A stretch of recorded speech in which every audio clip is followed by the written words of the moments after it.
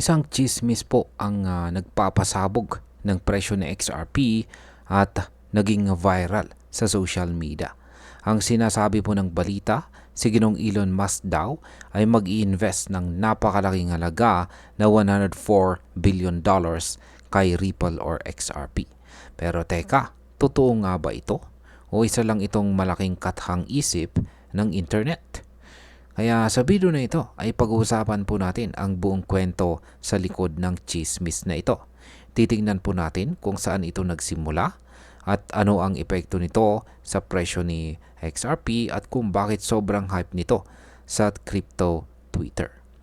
Yan, pero bago po tayo magpatuloy ay pakibasa na lamang po muna ang disclaimer dito po sa ibaba ng ating screen. Yan, simulan po natin sa kung ano po ang dahilan ng biglaang pagtaas ng presyo ni XRP. Kamakailan lamang po kasi ay biglang tumaas ang presyo ni XRP. Maraming Pinoy Pinoy crypto traders ang nagtaka kung ano ang dahilan ng biglaang paggalaw ng presyo. Ayon po sa mga balitang kumakalat sa social media, lalo na sa Twitter o X, ay meron daw po kasing isang viral post na nagsasabing si Ginong Elon Musk daw ay pumasok na sa partnership kasama si Ripple. Sa nasabing chismis ay sinasabi rin na si Ginong Elon Musk ay mag-i-inject ng $104 billion na investment kay XRP.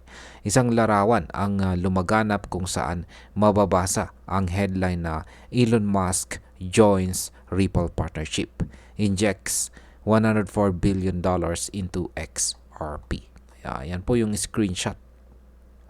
At dahil kilala po natin itong si Ginong Elon Musk bilang isang malaking pangalan dito sa mundo ng technology at cryptocurrency, agad po itong nagdulot ng matinding hype sa market. Ngayon ay saan nga ba nagsimula ang chismis na ito? Ang tanong ngayon ay saan nga ba nanggaling ang balitang ito? Ayon po sa pagsusuri ng mga crypto analyst, ang pinagmulan daw ng chismis ay isang random na post mula po sa crypto community. Posibleng mula ito sa isang thumbnail ng clickbait content o meme na gawa-gawa lamang. Wala na rin pong anumang opisyal na pahayag mula kay Ginong Elon Musk o sa mismong team ng Ripple. Hindi rin ito nailathalat sa mga kilala o pinagkakatiwalaang crypto news platform tulad po ng CoinDesk, Cointelegraph o Bloomberg Crypto. Kaya malaki po ang posibilidad na ito ay isang peking balita na nakakalat lamang sa internet. Ngayon ay bakit po umingay ang crypto Twitter tungkol dito? Ang social media, lalo na po ang Twitter or X, ay isang mabilis na lugar para sa balitaan. Kapag may isang viral na post, lalo na kung may pangalan ni Ginong Elon Musk, siguradong nagkakaroon ito ng malaking epekto sa mga crypto traders. Sa pagkakataong ito ay marami pong XRP holders ang natuwa at nagbenta habang mataas ang presyo. Mayroon ding mga traders na bumili agad sa takot na mahuli sa biglaang pagtaas ng presyo.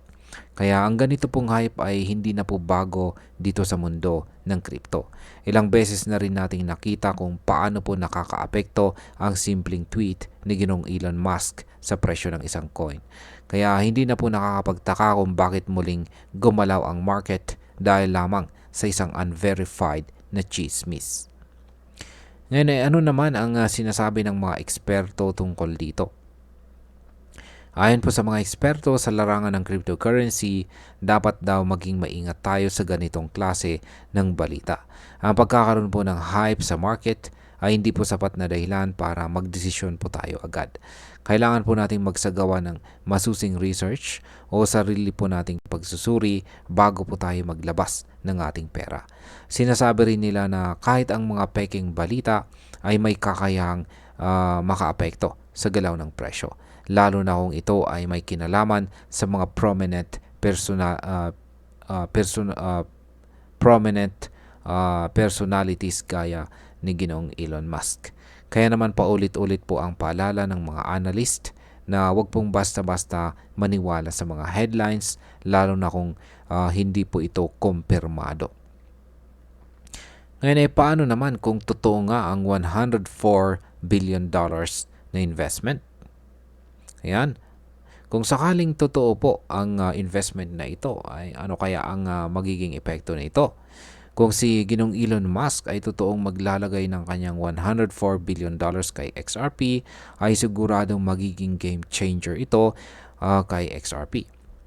Ayan, si XRP po ay kilala na sa paggamit para sa cross-border payments at mabilis na transaction sa buong mundo. Kung susuportahan po ito ng isang bilyonaryong tulad ni Ginong Elon Musk, tiyak na makakakuha ito ng mas maraming institutional investors. Magiging malaki rin ang posibilidad na tataas ang demand para kay XRP.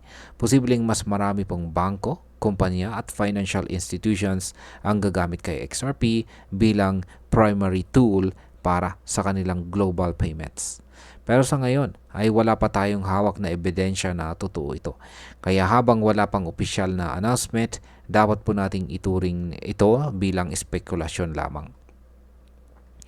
At para po sa atin dito sa Pilipinas, na active po sa crypto trading at investing, ay may dalawang mukha ang ganitong balita. Una, maaari itong magbigay ng short-term opportunity.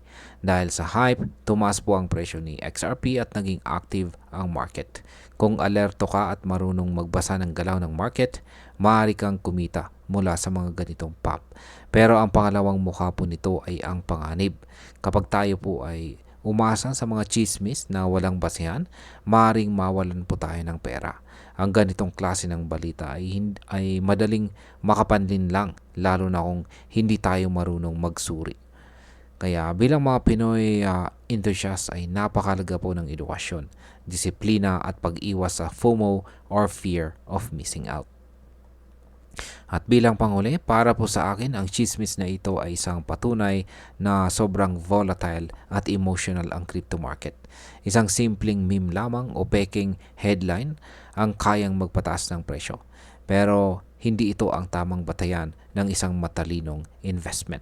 Kailangan natin na maging maingat at wag po tayo agad maniwala sa hype. Si XRP ay may sarili pong halaga kahit wala ang pangalan ni Ginong Elon Musk. Ang tunay po na lakas ng isang coin ay nakasalalay sa kanyang technology, adoption at saka real-world use case. Mas mabuti pong bantayan natin ang tunay na developments ni XRP kaysa umasa po sa balita na walang basihan. Dahil sa huli, ang tagumpay po sa crypto ay hindi nakasalalay sa chismis kundi sa tamang kaalaman at tamang timing. At ayan, hanggang dito na lamang po tayo sa video na ito, mga ka-crypto. Marami pong salamat sa panonood. Ingat po tayo lagi at God bless po sa ating lahat.